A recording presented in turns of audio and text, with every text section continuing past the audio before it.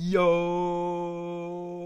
what's going on, YouTube? And welcome to Goal Line Hockey. It's your boy Kevin Forte, and guys, we are taking a look at the top 5 things to keep an eye on going into the 2021 NHL season. Tampa Bay's cap crunch, Vegas's cap crunch, the New York Islanders cap crunch, the latest on Patrik Laine, as well as some other stuff. We'll be taking a look at that in this video. If you like what we're doing here at Goal Line Hockey, want to see the latest news around the NHL, you guys know what to do. Make sure to give this video a thumbs up and a subscribe down below. And let's take a look at potentials that should happen before the 2021 NHL season.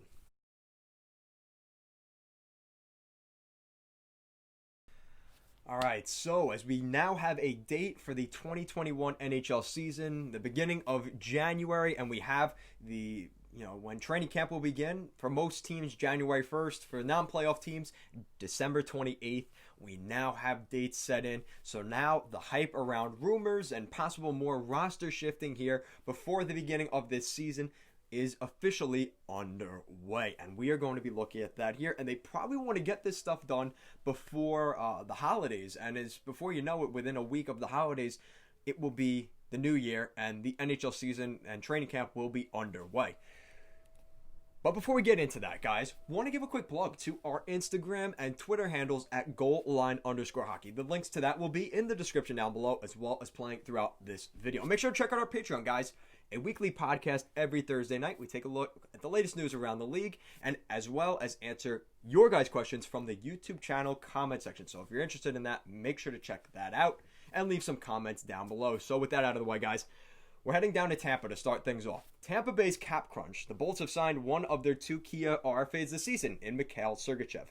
But they still have to sign Anthony Cirelli and defenseman Erik Cernak. Now, I think Cernak becomes a little bit less important because Anthony Cirelli is still there.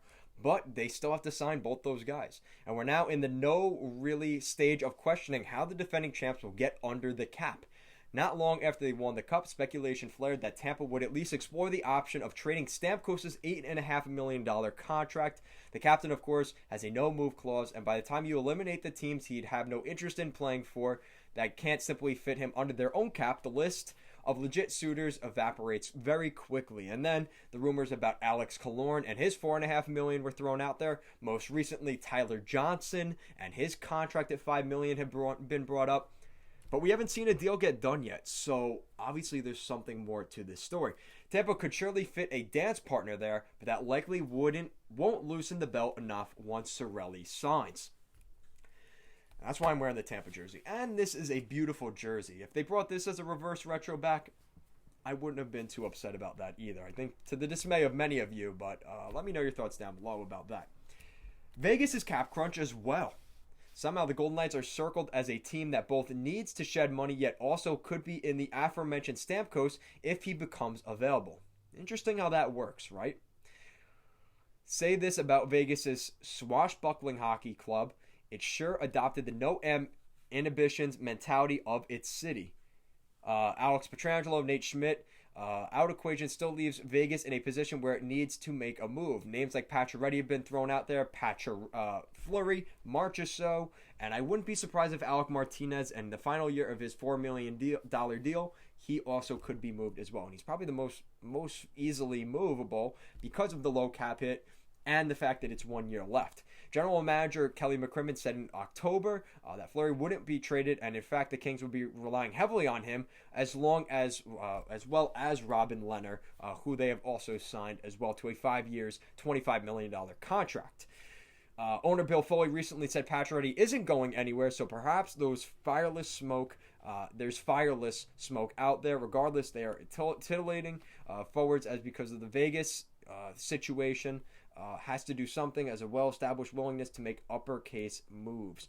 The problem is it's going to be hard to move those guys, and unless you're willing to move a guy like Alex Tuch or one of those guys, this is going to be tough. Possibly a William Karlsson, but they're on such good contracts. Why would you want to move them? Well, that's because those are the attractive contracts that teams would be looking at, unfortunately, there for the Golden Knights. Now, this is a guy I've been talking about for a long time, and if Vegas is a fast switch muscle, it comes to monster tractions about Patrik Laine. Winnipeg moves at the speed of a fingernail, famously patient. General Manager Kevin Cheveldayoff won't be rushed into anything. Trading Laine obviously is one of those things.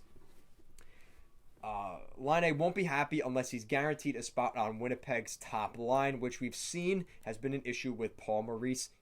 He has not put him on the top line. They've mentioned the role pressure points play in making deals happen. Well, Laine is now essentially 7 months away from becoming a restricted free agent again. Remember when he signed that contract, a 2-year deal?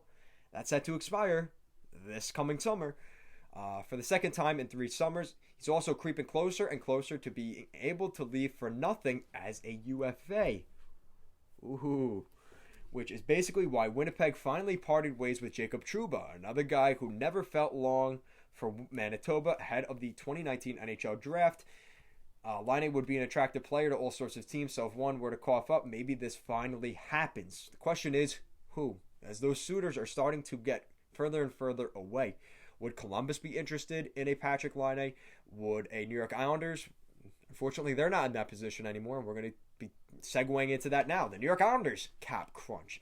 When much of the fall and early winter is spent wondering if there will be a season at all, it's easy to lose sight of the fact that one of the best young stars in the game, in Matt Barzal, is still without a contract. Getting Barzal inked looked like it was going to require some serious workings by Lou Lamoriello, and he started to work his way into that as Johnny Boychuk has retired due to an eye injury. Now, they've made it very quite clear that he decided to leave the game. He is not retired, so the Islanders have him on the long-term injured reserve. He doesn't count against the cap. They're going to pass him the money, but he will not count against the cap for the Islanders. And they also moved out Devin Toews for 2 second-round picks in order to move out some more room. That was also so they could get Ryan Pulock back. They still need to make some moves. We know at last year's deadline, the Islanders and Minnesota went way down the path toward a potential deal to move Zach Parise to the East and send Andrew Ladd to the state of hockey. Ladd has 3 years remaining on a $5.5 million contract. Ooh, yikes. So while the Islanders would need to inject a serious sweetener, a rebuilding team devoid of cap concerns might be amenable to acquiring a solid citizen who's won a cup and served as captain of an NHL club.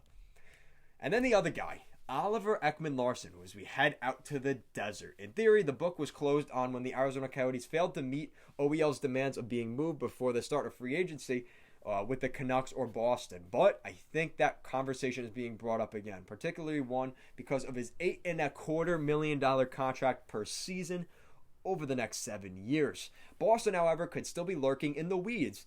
The Bees certainly don't have a ton of cap space, but if they make the pieces line up, it's conceivable they could still add the 29-year-old Ekman-Larsson to a club that's about to get its final kicks at the can in Beantown. And of course, if the career Coyote agrees to expand the list of teams he'd consider, new Zona GM Bill Armstrong could certainly make something work. And I think a lot of you Coyotes fans hate the idea of trading Oliver Ekman-Larsson, but I think the new management and the new ownership is seeing that contract as a damperance on their team. They've made a lot of big contract mistakes, and I've talked about that in videos prior. They have no cap space, but in my opinion, they don't have that threatening of a roster considering they have the highest projected cap hit in the NHL right now, according to Cap Friendly. So, yikes. I mean, you look at some of the numbers. You're giving Nick Schmaltz a little under $6 million, Christian Dvorak $4.5 million, Oliver Ekman-Larsson $8.25 for forever. Thank goodness you've got only a year left on the 8.7 for Kemper and Ranta combined, so that'll free them up a little bit. But they're still paying Marian Hossa. They're still buying out Michael Grabner for this year and next, and they still have the highest cap hit in the league. So I don't really know what the Coyotes are going to do. I think they're in a bit of a tailspin, in fact. I think this is something to keep an eye on because they have no salary cap flexibility and they don't have that threatening of a roster.